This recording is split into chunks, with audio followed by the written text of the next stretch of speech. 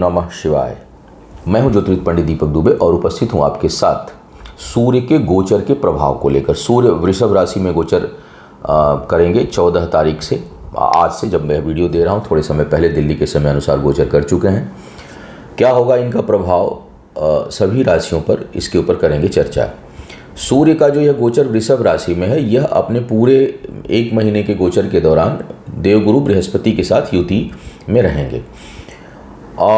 सूर्य और गुरु की युति जो है वो बहुत प्रभावशाली होती है अधिकांश जगहों पर। हालांकि इसका जो प्रभाव है वो लग्न से किस प्रकार का संबंध है और किस भाव में हो रहा है, उस पर ये सारी चीज़ें निर्भर करेंगी। लेकिन फिर भी अधिकांश जगहों पर इसका प्रभाव शुभता लिया हुआ और प्रभावशाली होगा।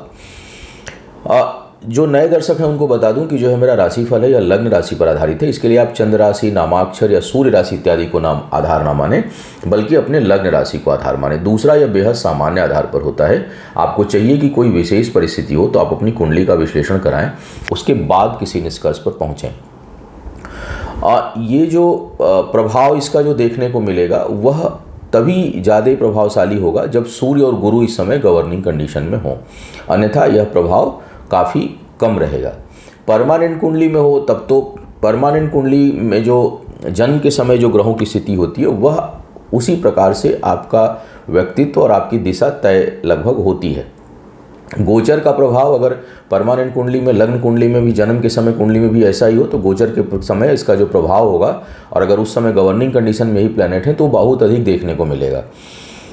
क्रमशः यह कम होता चला जाएगा, जैसे कि जन्म के समय वहाँ पर नहीं है या गवर्निंग कंडीशन में नहीं है तो यह काफ़ी प्रभाव कम होता चला जाएगा। इस बात को आपको समझना चाहिए बहुत अच्छे से।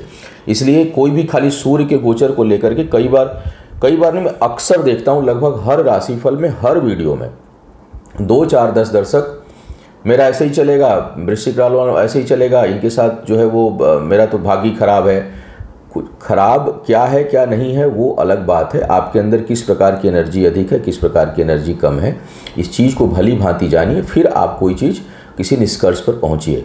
केवल गोचर के प्रभाव से आपका अच्छा हो जाएगा या बुरा हो जाएगा यह नहीं कहा जा सकता जब तक कि सारी कंडीशन फुलफिल ना हो रही हो। तो इसको आप केवल एक राशिफल, गोचर राशिफल के आधार पर समझें, जानें। और जैसा मैंने कहा कि अगर सूर्य और गुरु का प्रभाव इस समय दोनों ग्रह गवर्निंग कंडीशन में होंगे तो प्रभाव थोड़ा अधिक देखने को मिलेगा। वो भी जिस भाव से संबंधित है सिर्फ उसी भाव में, हर जगह नहीं प्रभावित करेगा। ये इस बात का भी ध्यान रखना चाहिए। तो अब एक एक करके बात करते हैं लग्न राशि के अनुसार कि सूर्य के इस गोचर का प्रभाव गुरु के युति को ध्यान में रखते हुए किस प्रकार का होने वाला है। सबसे पहले मेष वालों की बात करते हैं। मेष वालों के लिए सूर्य और गुरु दोनों ही योगकारी ग्रह हैं। सूर्य जहां आपके पंचम भाव के स्वामी हैं, वहीं गुरु आपके भाग्य स्थान के स्वामी हैं। भाग्येश का तो दूसरे भाव में जाना कोई बहुत लाभकारी है नहीं। फिलहाल हम सूर्य की बात करेंगे ज़्यादा फोकस करके। तो सूर्य जो है आपके पंचम भाव के स्वामी हैं, दूसरे भाव में आपके आ रहे हैं। बचत प्रभावित होगी, सेविंग के लिए समय ठीक नहीं होगा, बचत में खर्च होगा, ये इसका नकारात्मक पहलू है। सकारात्मक पहलू ये सबसे अधिक देखने को मिलेगा कि आपकी वाणी बहुत प्रभावशाली होगी।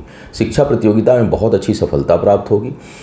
कुछ जो अपनी बातों पर जो है वो अडिग रहेंगे। हालांकि थोड़ा सा परिवार के भाई बंधुओं से संबंध बहुत अच्छा नहीं देखा गया ऐसे लोगों का, कुछ न कुछ उनके साथ वैचारिक मतभेद रहता है।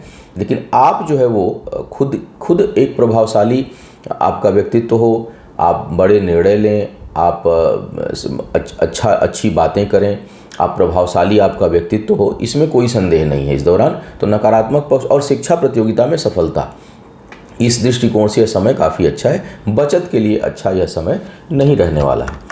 वृषभ वालों के लिए देखूं तो सूर्य जो है वो सुखेश है। सूर्य गुरु की युति लग्न में हो रही है। लग्नेश जो है वो शुक्र हैं। दोनों ही ग्रहों की शत्रुता है लग्नेश से। बावजूद इसके सूर्य गुरु की युति यहाँ पर अगर आपके स्थायी कुंडली में हो तो ऐसे लोग बेहद प्रभावशाली व्यक्तित्व वाले, थोड़े जिद्दी किस्म के, अपनी बात पर अडिग रहने वाले, और जो निर्णय ले लिया उस पर चाहे दुनिया इधर की उधर हो नहीं हटने वाले। कुछ हद तक जो है वो कुछ मामलों में कठोर भी कहा जा सकता है, लेकिन धर्म के पथ पर चलने वाले, और उसके साथ साथ नैतिकता भी भरी होती है। जन कल्याण करने की भावना कूट कूट कर भरी रहती है और बहुत विद्वान हों इसकी संभावना काफ़ी प्रबल हो जाती है। अगर शैक्षिक उपाधि बहुत अच्छी नहीं भी है तो भी ज्ञान बहुत होता है।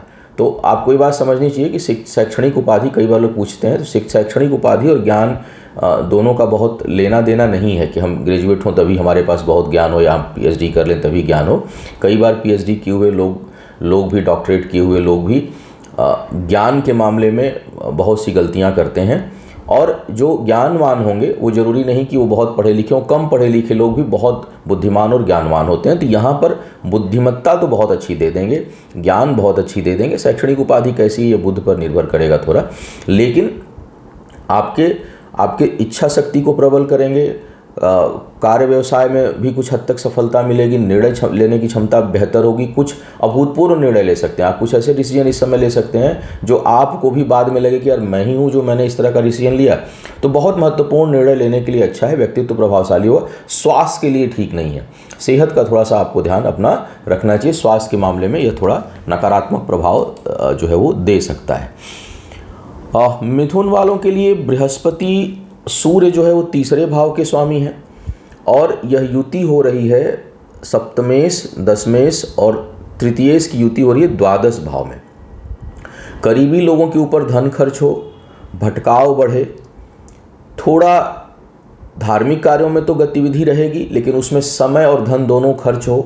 यात्राएं अधिक होंगी इस समय, यात्राओं से कुछ मामले में तो लाभ मिलेगा आपको लेकिन थका देने वाली भी होगी। वैवाहिक जीवन के लिए ठीक नहीं है, बृहस्पति के राशि परिवर्तन में मैंने बात बोली होगी कि वैवाहिक जीवन के लिए ठीक नहीं है, लेकिन यह आपके द्वारा आपके कर्मों को बेहतर करेगा। यह प्रभाव जो है कर्मों को बेहतर करेगा। दूसरों के सहयोग के लिए, दूसरों की भलाई के लिए आपका समय और धन खर्च होगा, इसमें कोई संदेह नहीं है। शत्रु इस दौरान परास्त होंगे, कोई वाद विवाद होगा तो उसमें आपको सफलता मिलेगी और उसमें आप विजयी होंगे। तो कुल मिलाकर मिथुन वालों के लिए यह गोचर अच्छा परिणाम देता हुआ दिखाई दे रहा है। कर्क वालों की अगर मैं बात करूं तो सूर्य जो है वो दूसरे भाव के स्वामी हैं और आपके 11वें भाव में आ रहे हैं और सीधी दृष्टि इनकी पड़ेगी आपके पंचम भाव पर, बृहस्पति की भी और सूर्य की भी पड़ रही है। शिक्षा प्रतियोगिता में अभूतपूर्व सफलता प्राप्त कुछ लोगों को इस दौरान हो सकती है। कर्क वालों के लिए शुक्र और बुध की भी स्थिति काफ़ी अच्छी, केवल भाग्य स्थान पर इस समय राहु हैं, अन्यथा कई चीज़ें बहुत बेहतर कर्क वालों के लिए परिणाम देने को उद्यत हैं, जिसमें से एक यह युति है। सूर्य और गुरु की युति आपकी शिक्षा प्रतियोगिता में अभूतपूर्व सफलता आपको दे सकती है। निवेश से लाभ की संभावना बनेगी। अगर कहीं आपका कोई ऐसा काम हो जहां इन्वेस्ट करने की आवश्यकता हो और उससे लाभ होने की संभावना हो, तो अगर कोई खराब ग्रह की दशा अंतर्दशा नहीं चल रही है तो आप इस दौरान इसका लाभ उठा सकते हैं, क्योंकि निवेश से लाभ का योग यह जो है वो यह युति बना रही है। साथ ही साथ संतान इत्यादि से शुभता, सुख और बहुत से लोगों को संतान प्राप्ति के लिए अच्छा योग यह जो युति है और गोचर है यह बना रहा है। अब बात करते हैं सिंह वालों की। सिंह वालों के लिए देखा जाए तो दशम भाव पर यह युति हो रही है। पहले भी सूर्य जब उच्च के थे तब भी जबरदस्त प्रभाव था सूर्य का, और अब दशम भाव में सूर्य का आना आपके लिए जबरदस्त योगकारी बन रहा है। पद प्रतिष्ठा में जबरदस्त वृद्धि, नई जिम्मेदारियां, महत्वपूर्ण जिम्मेदारियां। अब जिस योग्य आप होंगे, जो पीछे आपका बैकग्राउंड होगा, जो पहले के कर्म होंगे, उसके अनुसार आपको इस दौरान उपलब्धियां हासिल होंगी। जो लोग नौकरी इत्यादि ढूंढ रहे हैं, प्रयास कर रहे हैं, उनके लिए यह एक अच्छा अवसर होगा जब आपको अपने काम में सफलता प्राप्त हो। कर्म शुभता लिए हुए होंगे, बड़ों की सहायता मिलेगी। साथ ही साथ आप एक अच्छे सलाहकार भी होंगे। आप बहुत अच्छा सलाह दे सकते हैं लोगों को, और जिन लोगों के सलाहकार से संबंधित काम है, जिनका जो सलाहकार हैं, उनका इस समय उनकी ख्याति और प्रसिद्धि उनके सलाह के कारणों से बढ़ने वाली है। और साथ ही साथ पारिवारिक जीवन के लिए थोड़ा सा बहुत अच्छा नहीं है। परिस्थितिवश, कोई कटुता के कारण नहीं, लेकिन परिस्थितिवश पारिवारिक सुख में थोड़ी कमी या घर परिवार से दूर जाना पड़ सकता है। बहुत से लोगों को यात्राएं होंगी और जन्म स्थान से दूर जाकर के सफलता मिलने की प्रबल संभावना इस दौरान बनेगी। लेकिन कुल मिलाकर सूर्य और गुरु की युति बेहद शुभता ली हुई हो रही है। अब बात करते हैं कन्या वालों के लिए। कन्या वालों के लिए सूर्य जो है वो भाग्य स्थान के, क्षमा करिएगा, द्वादश भाव के स्वामी हैं और यह भाग्य स्थान पर आपके आ रहे हैं नवम भाव में। यहाँ गुरु जो है वो आपके सुख स्थान के स्वामी और सप्तम भाव के स्वामी के साथ यहाँ पर युति हो रही है। दोनों की दृष्टि पड़ेगी आपके तीसरे भाव पर। आपके पराक्रम और पुरुषार्थ में जबरदस्त वृद्धि होगी, शुभता रहेगी, किसी से दबने की स्थिति नहीं होगी, निर्भय होकर के कोई काम करने की आपके अंदर क्षमता होगी। यात्राओं से आपको लाभ होगा, भाग्य चमकेगा यात्राओं के माध्यम से। तो अगर कोई यात्रा करते हैं तो उससे कार्य व्यापार में लाभ का अच्छा योग मिलेगा, जिसमें से आपके अपने करीबी लोगों के सहयोग भी बहुत महत्वपूर्ण भूमिका अदा करेगा। तो एक तो करीबी लोगों से सहयोग, आपके माध्यम से लोगों को सहयोग बढ़ेगा, आत्मविश्वास में अभूतपूर्व वृद्धि होगी, निर्भय होकर के कोई काम आप करेंगे और किसी भी काम के पीछे शुभता अच्छी रहेगी, भाग्य प्रभावशाली होगी, लेकिन यात्राओं से ज़्यादा लाभ मिलेगा। धार्मिक सामाजिक गतिविधियों में आपकी रुचि खूब इस दौरान बढ़ेगी और उस क्षेत्र में जो लोग काम कर रहे हैं उनको और अच्छी सफलता प्राप्त हो, इसकी संभावना बन रही है। तो कुल मिलाकर कन्या वालों के लिए भी यह गोचर ठीक है। अब बात करते हैं तुला वालों के लिए। तुला वालों के लिए सूर्य जो है वो एकादश भाव के स्वामी हैं, अष्टम भाव में गोचर करेंगे यहाँ पर, और इनकी दृष्टि सूर्य और गुरु दोनों की जाएगी लाभ भाव, दूसरे भाव पर। और यहाँ पर यह गोचर कोई बहुत योगकारी प्रभाव नहीं देने वाला है। शारीरिक कष्ट की संभावना बनेगी, लाभ में कमी होगी, बचत उतनी नहीं हो, बचत प्रभावित हो, इसकी संभावना यहाँ बनेगी। इसके साथ साथ अगर देखा जाए तो आय में भी थोड़ी बहुत कमी देखने को आपको मिल सकती है। हालांकि व्यापार के क्षेत्र में जो लोग हैं उनको कुछ सफलता मिलेगी, उनको कुछ प्राप्तियाँ होंगी, लेकिन यह आपके आय से संबंधित कुछ चिंता उत्पन्न कर सकता है यह गोचर, और बचत प्रभावित हो, इसकी संभावना है।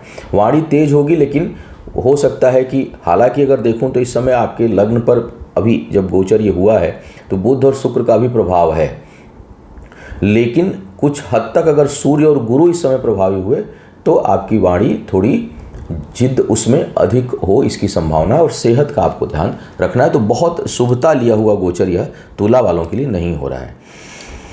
वृश्चिक वालों के लिए सूर्य दशमेश है, दसम भाव के स्वामी सप्तम भाव में है, गुरु के साथ युति कर रहे हैं।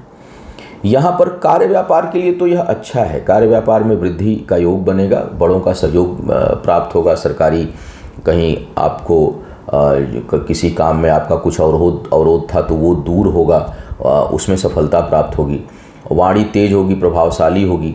जीवन साथी जो है उसका व्यवहार थोड़ा डिक्टेटरशिप टाइप का महसूस होगा, या जीवन संगिनी हो, जो भी हो, जीवन साथी इसलिए मैं प्रयोग कर रहा हूँ, चाहे महिला हो पुरुष हो। अस्थाई कुंडली में हो तो ऐसे लोग तो अपने जीवन साथी के साथ एक डिक्टेटर की भूमिका में हालांकि होंगे धार्मिक प्रवृत्ति के, लेकिन जीवन साथी को थोड़ा दबा कर रखने की प्रवृत्ति ऐसी स्थिति में उत्पन्न हो जाती है। कार्य व्यापार में जैसा मैंने कहा कि सफलता, भाग्योदय, विवाह इत्यादि के लिए शुभता लिया हुआ समय। हालांकि शनि की दृष्टि भी है, लेकिन सूर्य और गुरु का प्रभाव बहुत अच्छा है। उन्नति का योग बनेगा, व्यक्तित्व प्रभावशाली होगा, पद प्रतिष्ठा में वृद्धि होगी, कार्य क्षेत्र में विस्तार होगा, और विशेष करके कहीं अपने से पैतृक संपत्ति इत्यादि संबंधी चीज़ें हैं तो उसमें आपको लाभ, या अपने से बड़ों के सहयोग से आपको कार्य व्यापार करने और उसको विस्तार देने का जो है वो योग बनेगा। तो कुल मिलाकर के यहाँ पर यह युति बेहतर है अगर मैं देखूँ तो वृश्चिक वालों के लिए।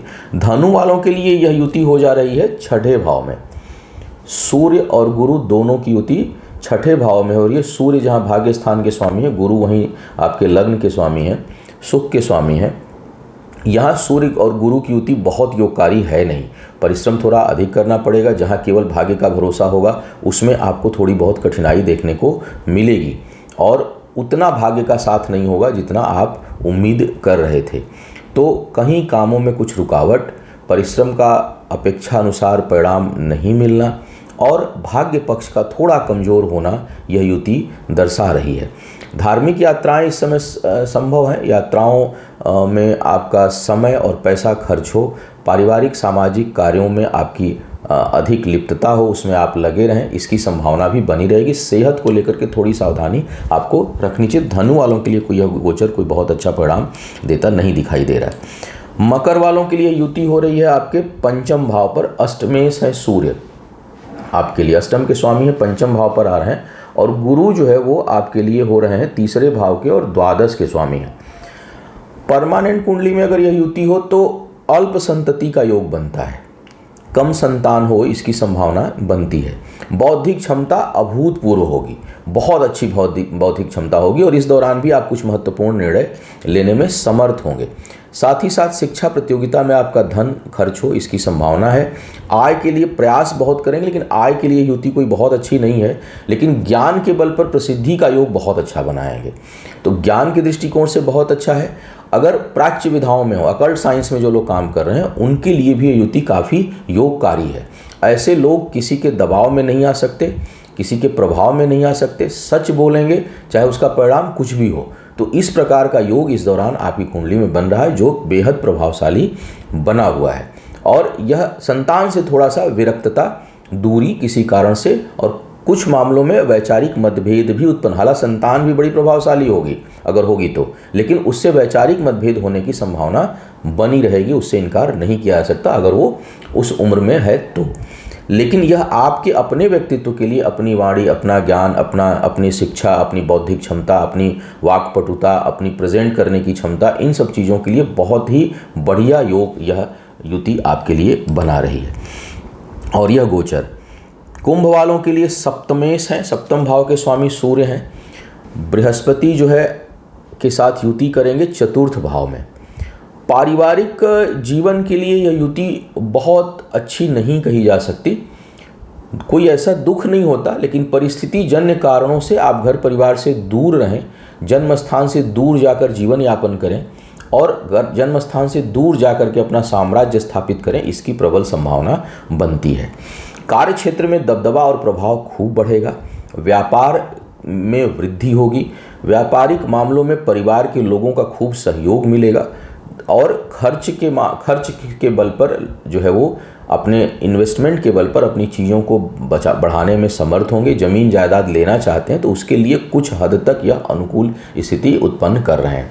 तो कुल मिलाकर के यहाँ से सूर्य का जो यह गोचर है, यह आपके लिए योगकारी स्थिति उत्पन्न कर रहा है। अब बात करते हैं मीन वालों के लिए। मीन वालों के लिए सूर्य जो है छठे भाव के स्वामी हैं, तीसरे भाव में गोचर करेंगे। बृहस्पति के परम मित्र हैं। बृहस्पति और गुरु की यहाँ पर युति हो रही है। यह युति जो है आपके पुरुषार्थ और पराक्रम को बढ़ाने वाली होगी। निर्णय क्षमता अच्छी होगी, लेकिन करीबी लोगों से मतभेद होगा।